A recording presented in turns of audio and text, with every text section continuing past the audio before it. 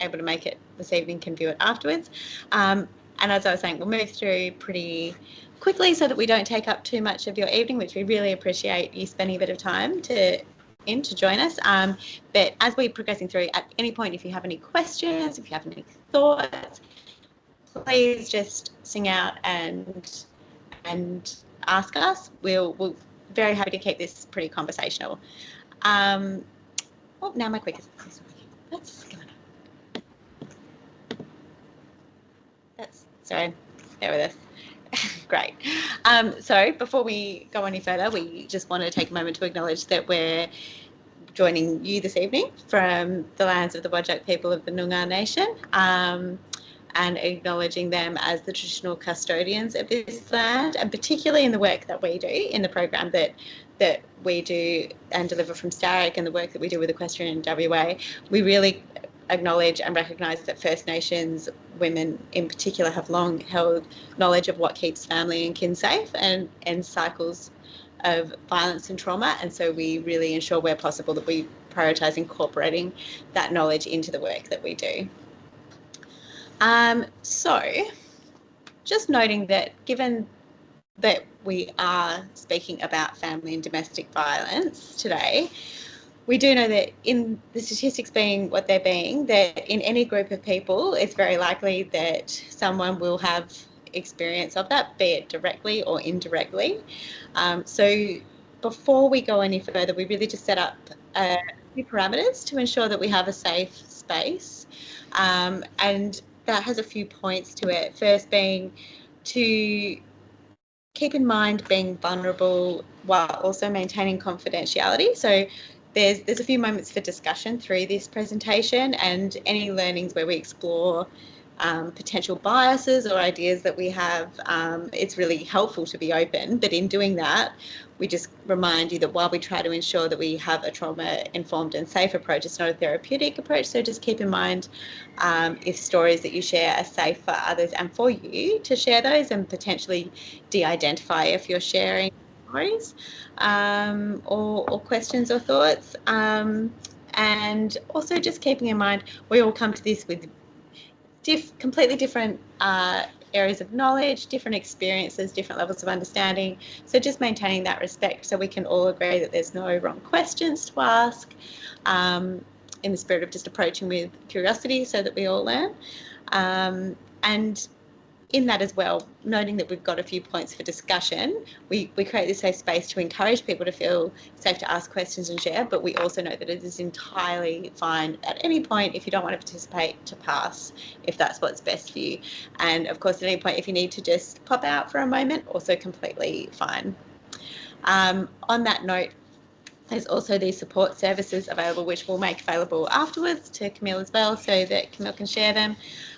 Just noting that there is some content that's potentially challenging for people in this presentation. So I think the particularly useful thing to note with these is that it doesn't need to be a crisis to access any of these. You can access them just to debrief if you've got questions. You can access them if you're supporting somebody that you're concerned might be experiencing violence. You can access them if you've experienced violence in the past and you just want to check in, but of course also for crisis as well, support around that. And it's also useful to note that within there's particular lines that support people that might be experiencing particular circumstances. For example, 13 Yarn is useful for First Nations people who are experiencing family and domestic violence. Rainbow Helpline is to support people within the LGBTQIA plus community, or to support people that might be supporting people who are in that community. So there's a few different specific lines there. So today, basically what we're going to go over is basically just to provide a bit of an understanding of what family and domestic violence encompasses, what it's actually looking like, what it includes, but also really kind of getting a bit of an understanding of what evidence is finding to be causing and driving it, so that we can then further have a chat about what sport's role is in having an enormous potential to have influence in addressing some of those things, creating different contexts so that we see different outcomes, and then some specific tips about how everyone in their everyday life and in sport context can be contributing to that. So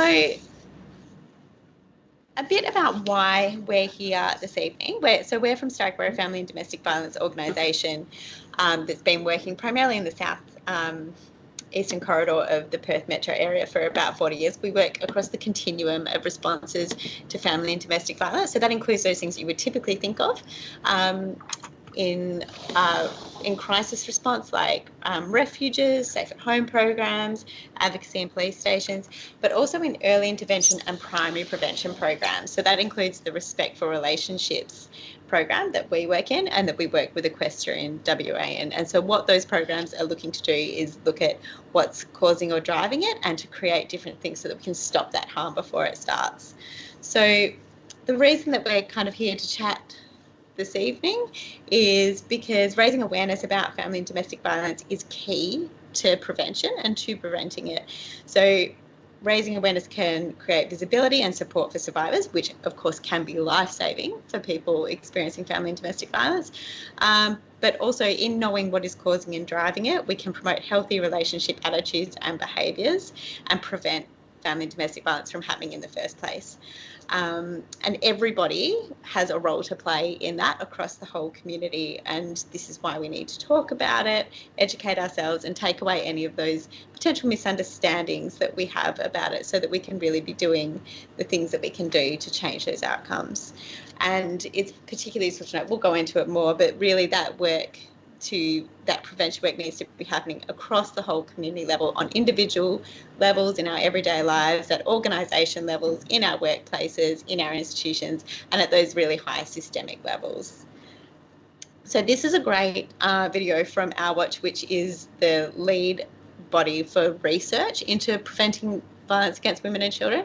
And this is just useful to show, before we get into any of the details, about the enormous potential that sport has to contribute to creating equality and respect. Violence against women must end, and ending violence against women starts with gender equality. When women are not equal to men, they are seen as less worthy of respect. Disrespectful attitudes and behaviours are the foundation of any and every act of violence against women. So what's sport got to do with it? Sport is more than a game. It shapes who we are. Whether you're a player, a coach, a referee, an administrator, or a fan, sport influences who we are and how we live. Team sports, like basketball, teach the value of teamwork and communication. Swimming and the early morning training it requires teaches the importance of self-discipline and the rewards of hard work. And with 87% of Australian adults participating in some form of sport or physical activity, it's fair to say that sport can be as important as family, education, or faith in shaping our values and behaviours in life. So when inequality and disrespect are part of sport, it has a ripple effect on the rest of the community. When sport promotes and champions stereotypical versions of masculinity and femininity, these stereotypes seep into attitudes and behaviours in families, homes and schools.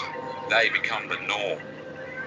When degrading language and harmful forms of masculinity are justified as locker room talk, it normalises disrespect of women off the field. When aggression, intimidation, threats and violence are accepted as a way for men to resolve disputes on the field, we normalise emotional and physical violence in pubs, streets and homes. But sexist attitudes and disrespectful behaviours are only part of the problem. Despite almost equal participation rates for men and women in organised sport at community level, women remain underrepresented in sport and underpaid at a professional level. As for decision making, just 1 in 3 board members in sport are women, and only 9% of television news reporting covers women in sport, compared to more than 80% coverage for men. Without equal representation and respect for women in sport, equal behaviours and attitudes off the field won't be achieved. The The good news is we can change the story. When we come together to challenge stereotypes, provide greater opportunities and choices for women, challenge harmful forms of masculinity and sexist language, and promote equal representation of women, we make sporting environments more inclusive, welcoming, respectful for everyone. And when women and men have equal power, value, and opportunities in sport and in society, violence against women is less likely. It'll be a team effort, but sport can help change the story, because ending violence against women starts with gender equality.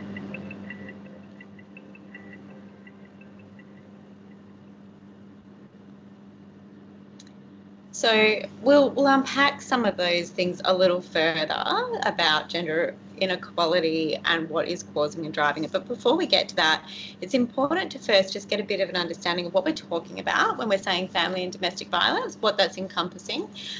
So when we do use that term, we're actually talking about a range of things, not just physical violence. So we can see here that all these different forms and ways that it can show up, like emotional abuse, verbal abuse, obviously, of course, physical abuse as well, sexual abuse, spiritual abuse, coercive control, which is something that is getting a lot more understanding and getting spoken about quite a bit more. It's quite a pattern of series of behaviours that often uses a lot of these things.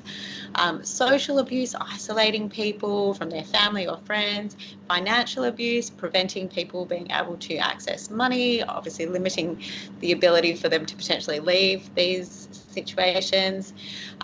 Technological abuse, we're seeing more and more as well. All the huge amount that technology exists in our lives increases a lot of ways for people to be tracked, stalked, and have a certain amount of control over them. So what we find useful to chat about here, and there's only a few of us here at the moment, so we might not have a big discussion, but feel free to yell out if you like. But we usually kind of have a bit of a chat about what, if we look at all these things, if we think about what's the difference between something that we would think about that is an argument or a discussion and something that we would consider family and domestic violence, what are some of the words that we might think of there? And quite often people will say things like, well, in an argument or discussion, you have an opportunity to say your part. There's kind of two sides, and really, when we get a bit of a list of people's ideas, the common factor that we see across all of those things, and the common factor that we see across all these different forms, the commonality is uneven amounts of power or unequal power, and that unequal power being used to control someone. So that's kind of a useful thing to keep in mind. This is the little Slido that enables us to jump in and give some answers to that, but we'll skip over for that for now. The other kind of characteristic that quite often defines family and domestic violence is that it's characterised by intentional patterns of behaviour, not really a one-off instance. It's quite often consistent intentional patterns, and it will often incorporate a range of these all at once. People will be often using multiple different types, and it's often characterized as well, when we say intentional, by that person or that perpetrator being able to choose when they use violence and who they use it against. So quite often that person might seem quite charming to other people because it is quite intentional that they're using it against the person where there's a situation where there's unequal control, and they can use those levers to control them.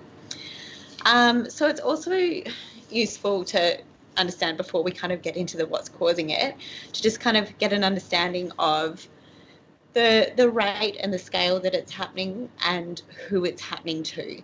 So just to kind of run through some statistics, it's 1 in 3 women that will experience currently physical violence since the age of 15. It's 1 in 4 women that have experienced partner violence since the age of 15, and that's opposed to 1 in 8 men. And it's 1 in 5 women that have experienced sexual violence since the age of 15, as opposed to 1 in 16 men.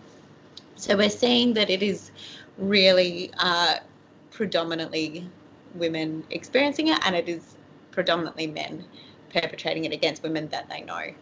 And of course, in recognising that the statistics are gendered in this way, it's also really important to note that there's also instances when there's other facets of inequality, when they combined with gender, that can add to or increase how the extent of family and domestic violence being experienced. So because of complexities like that, we see the statistics where it's 3 in 5 Aboriginal women that have experienced physical or sexual assault because of the added complexities of those additional inequalities of ongoing generational trauma and impacts of colonisation. It's almost 2 in 5 women with disabilities who have experienced partner violence since the age of 15. So it's really kind of increased numbers when you add disability in there, because women with disability are almost 40% more likely to experience family and domestic violence than other women. Refugee and migrant women also can experience additional complexities with gender roles that might be different to a lot of the culture in Australia, and issues like temporary visas. All of these things are things that people who are going to use power and control might use those other inequalities to control somebody as well. So in these statistics, we can see that it's not only women that are experiencing family and domestic violence. There is, of course, a possibility that men can also experience family and domestic violence, but it is predominantly women, and it is predominantly men perpetrating. It's important to note as well, there is a growing body of research around the additional and unique ways that partner violence occurs in relationships that are not heterosexual, and there's growing increased understanding and support for people who are experiencing this in those relationships, and there's more inclusive approaches to prevention happening.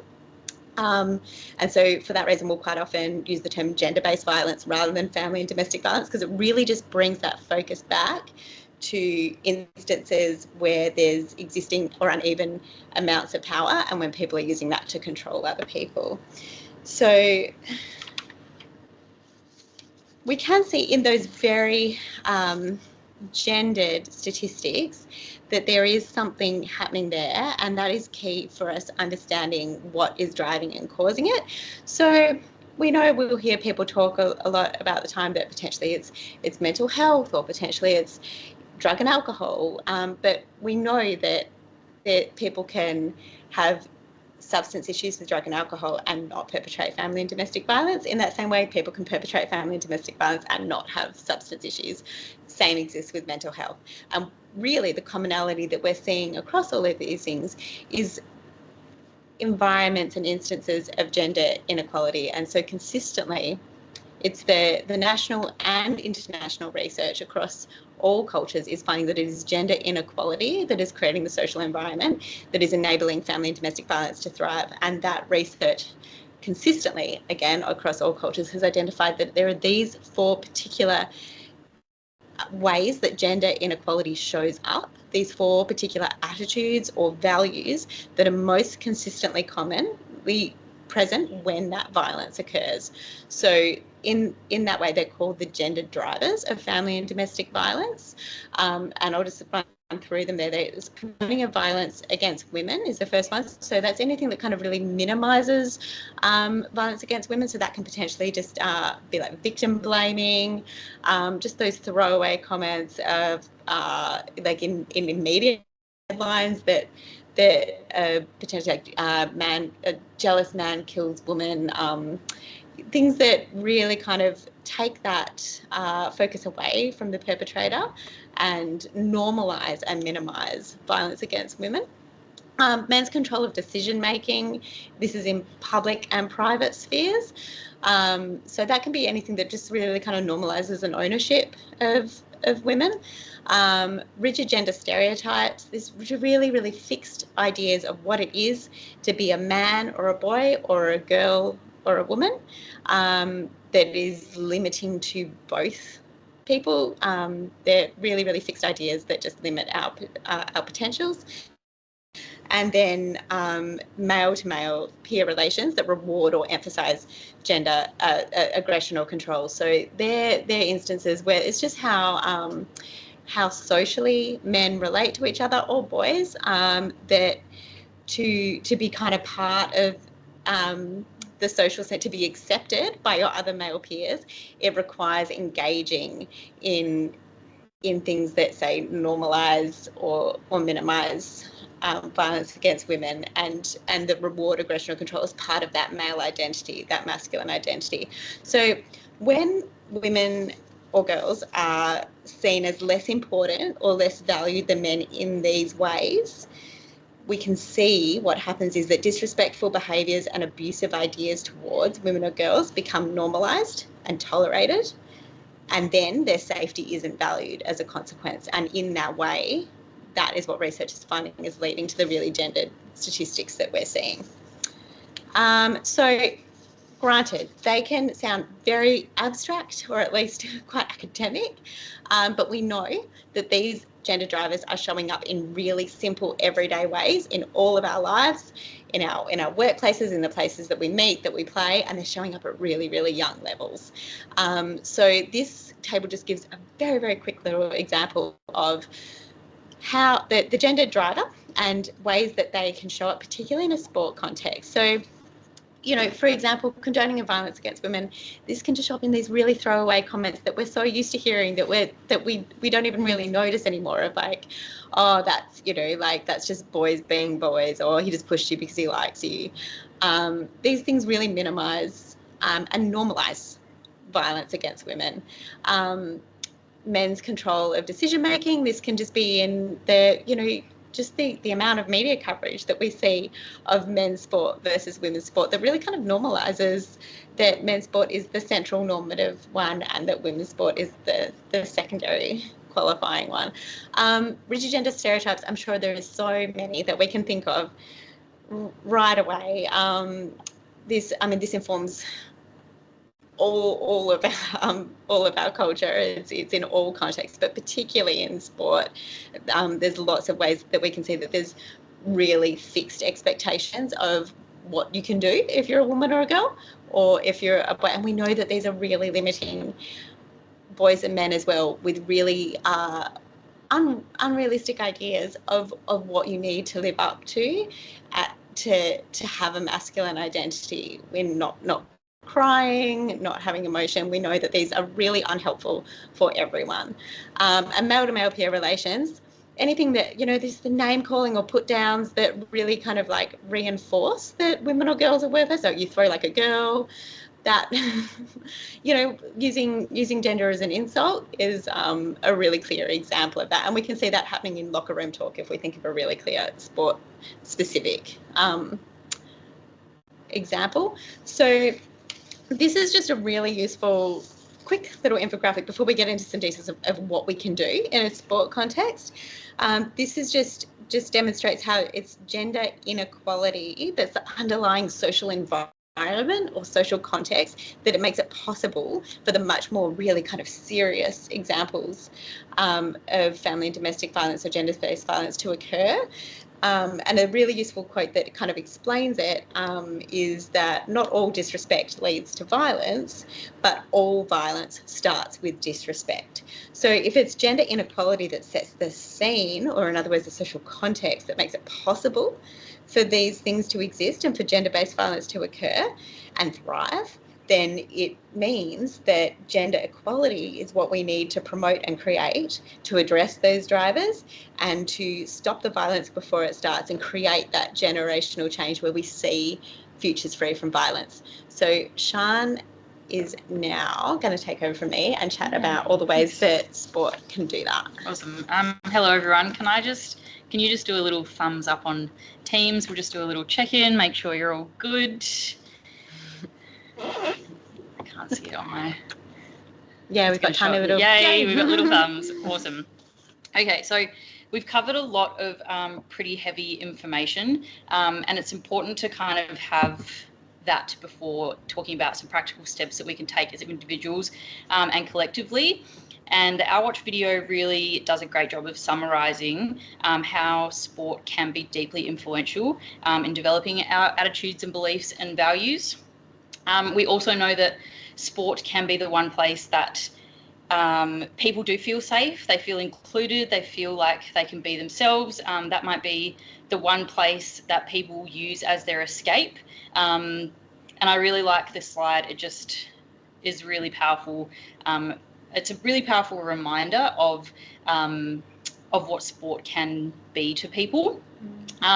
So the culture that we build in sport influences attitudes like far beyond our arenas, our fields, whatever you play on. And by creating safe and equitable clubs, we're not just supporting participation in the sport, we are actually preventing family and domestic violence without needing to be experts, advocates or counsellors in that area as well. So regardless of your position in sport, whether you're a coach, a volunteer, a member, it's all of our jobs to create a space where people feel valued and supported and empowered to reach out for help if they should need it. And this goes for everyone, not just young people. We know that sport can impact people at any age, and especially in the equestrian community, you know, so many people, it is one of those great sports that you can take it up at any age and be competitive and love it for a very long time. So we were going to chat about some ways in which you can create or are creating safer clubs, but we'll skip over that one as well. And I'll just go straight to talking about some of the things, practical things that we can all do right now. And one of them, before I even get into the things on the slide, is that you have taken the time to come and listen to us today and start making yourself aware of what is going on and what you can do. So again, thank you for being here. So the first one is that we can review our own biases and assumptions. Everyone has them regardless of what the topics are in life, and critically thinking and reflecting on our own biases and assumptions around family and domestic violence, particularly recognising that violence is a choice, as Demels was talking about, and there is never an excuse for the abuse. We quite often automatically go to, well, why doesn't she just leave, instead of flipping it and saying, well, why doesn't he stop? The choice of choosing to use violence at home, they don't use violence in the workplace, they don't use violence towards their friends, but they're choosing to perpetrate the violence in the house. So just reviewing how we think and feel about the things that are said and shown to us through media, platforms, etc. Thinking about then the gender roles and gender stereotypes, our assumptions around those and how they can be limiting, and then also reflecting on our own attitudes and the language that we use, and how does that language either reinforce those unhealthy messages or stereotypes, or does it build the healthy relationships and healthy and respectful relationships that we want? And that can be really challenging, and if you're unsure of what that looks like or sounds like, you might not even be aware that it's happening as well. So speaking of the language, that's a really good place to start your own learning, thinking about the ways that you communicate. Is that respectful? Is it inclusive? And having the awareness around what other people are saying and how they're talking and communicating with each other. Again, is that reinforcing those unhealthy stereotypes and relationships, or is it building up healthy and respectful relationships and encouraging people to be themselves and feel safe and feel like they can come forward and have those supports around us? And if there are things that are going on, then how do we approach that and be an active or ethical bystander? And you may have heard a lot in sport around being a ethical bystander or an active bystander, and I think it's important to note the difference of everyone is a bystander in everyday life. You're always watching something, listening to something, but the difference between being the active or ethical bystander is noticing something that's harmful or disrespectful behaviour and thinking about how you can act appropriately and intervene or address what you have seen or heard. And that is very much easier said than done in a lot of ways. So we have got a couple of little tips and tools to use if you do find yourself in that situation. And these can all be used interchangeably depending on the situation that you're responding to. So this isn't like a 3-step process that you have to go by at all times. It's more like thinking about whether, when you're responding to a first aid situation, depending on what's going on, is really when you get past the first few stages, you're going to respond in a particular way. So firstly, your safety is extremely important. We recognise that standing up and saying something can be quite challenging and sometimes quite uncomfortable, and your safety is the most important. So that first aid scenario, danger being the first acronym, you really want to just do a scan. Is this really safe for me right now to do something about this? So interrupting, if you are seeing something, a parent talking to a child or 2 children talking to each other, can you distract them? Hey, can I borrow you for a second? If it's in a group scenario, diffusing the situation, giving a look, asking for clarification.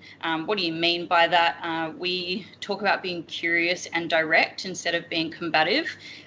We don't want to add fuel to the fire and keep adding to that argument. You really want to find out where that comment or behaviour is coming from. We don't know what we don't know, and it could be thinking back to that incidental learning scenario, is that could be a perfect place to have those conversations and ask those questions. Support, we really want to find space and time when it's safe again to go and support the person who you have seen experience the disrespect or harmful behaviour towards. Go and check in with them, and also check in with the person who either made the comment or did whatever the behaviour was. So you want to check in with both people when it's appropriate. And document and report. Is this something that you need to take further?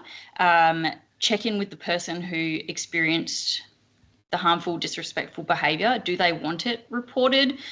Do they want help from you? You could be in a scenario where you have not interrupted, you have not gone to them and checked for help. It is an immediate document and report. Or it could be that it's just an interrupt and it's that learning opportunity. So, as I said, there isn't a formula for this. We could go through a million different scenarios of what this looks like, and it's just coming down to trusting your gut on what you're seeing and what you're hearing. And you don't need to act immediately if you're feeling unsafe or unsure, but just like noting down what's happened and go and talk to someone about what you've seen or heard, and just checking in with the person that has been affected. So this is a short video on being an ethical bystander, which I think is a really powerful video as well. Is it going to play? Yes.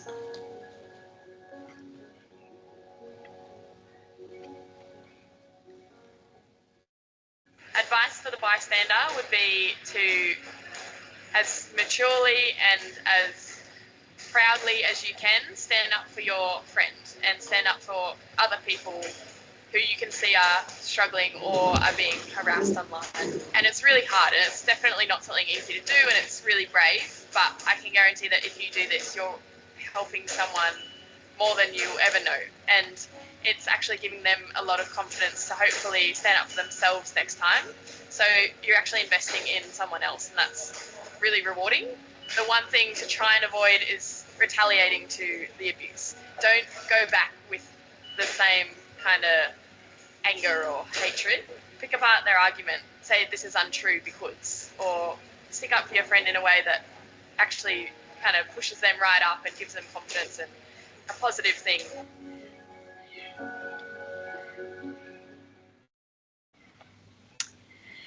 So We find that when there is more visibility and awareness around topics such as family and domestic violence, that people might start feeling like it is safe to come out and talk to someone, or start to reach out and seek that support. So if somebody does come to you and disclose violence, or you suspect that something is going on, these are 3 tools to also have in your back pocket. So first off, asking the question. Asking a question could make a huge difference in a person's life. If you've just noticed things are off, they might not know that there is anyone to support. They might not know that support exists. They might feel that that's just how things are and that's how it's always going to be. Asking if you're safe at home, if things in your relationship okay, like I'm worried about you, I've noticed this. It might not mean that they open up to you and tell you what's going on, but it might be the first step for them to recognise that something is happening. Or if they are coming to you, then these questions are really important for you to help then support them further on down the line. Listening to people, don't force people to talk. It might be that you need to ask a couple of times on multiple different occasions. There can be a lot of shame and embarrassment and unknowing if people are experiencing these things. So really just letting them know that you are there to support them, and believing them. You might be the first person that someone has spoken to, or the first person that has asked them anything. And a lot of people are really worried that if they do come forward, then people aren't going to believe them. Or the person who is perpetrating violence towards them is then going to find out that they have said something and make it worse. So you also don't have to know all of the answers. You don't have to be that counsellor. You don't have to be that advocate. You just need to believe them, listen to them, and let them know that you will help them find support. It can also be really challenging as a person taking on that role as well. So the numbers that we highlighted at the start of the presentation, they are for you as well. You don't have to be the person directly experiencing it. You can ring them and ask for support, and figure out what the best steps are for that person the next time you speak to them. So we've covered a lot of information, and there are a few practical things that you can do. I think the really important things to remember are that all of us have a role to play, regardless of what position we're in within our sporting clubs. You don't need to be an expert. Just know that there are so many people out there who can have you help you and have those expertise. And yeah, the supports are around you. So there's always people to reach out to. The equestrian WA team, Camille and Maddie, are there as well, and they always have us on hand as well, and then all of those numbers. So that is it from us. Is there any questions? If people want to jump on the microphone or put them in the chat, we're happy to answer any questions or talk about anything further, or go back to any of the slides you want to revisit.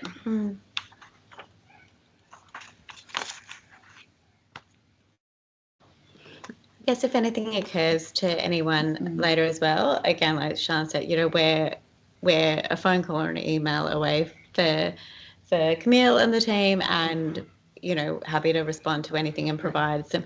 There's also, I guess, lots and lots of resources that we're providing to Equestrian WA that can really give actual practical tools, further to these things that we've just started to touch on, really practical examples for what that might look like, what it might sound like, what you can do in those situations. So we can follow up with those. But if there's particular things you want support with, the team at Equestrian WA is that conduit for us to provide that support. But I won't jump in case there's any questions. No, Kelly just sent a message in the chat. She said no question, but it's very important topic and your advice is very helpful. Great. Great. We're glad to hear it.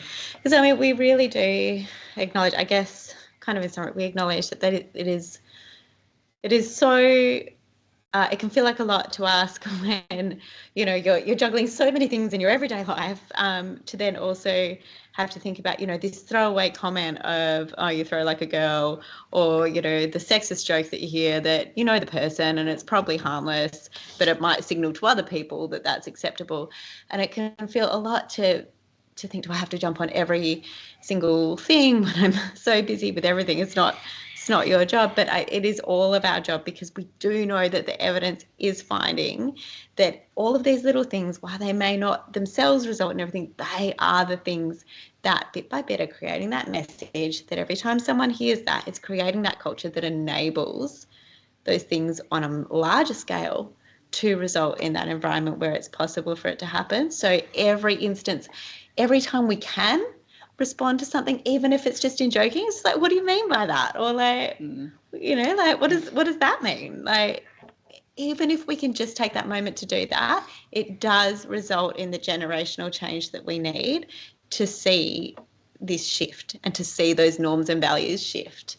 So I guess that's just kind of like the really hopeful thing that we would share with you, that every little instance that you can do does actually contribute to the change that we need to see.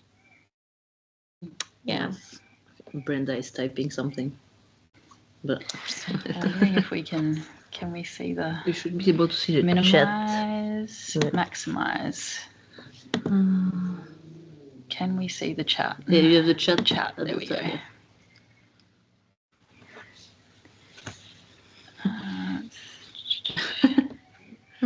Double screens. Okay. Yeah. Everywhere. Right. Thanks, Brenda.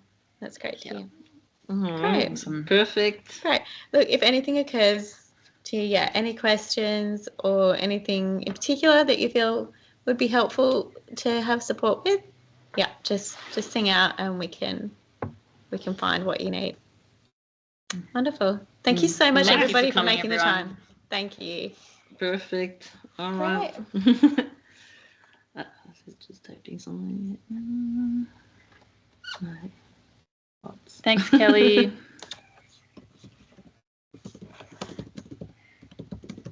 Thank you for coming, ladies. There you go. Great. Thanks. Brenda's typing. Oh, No, she's off. People are jumping out now. stop sharing. Okay. All right. Oh, well.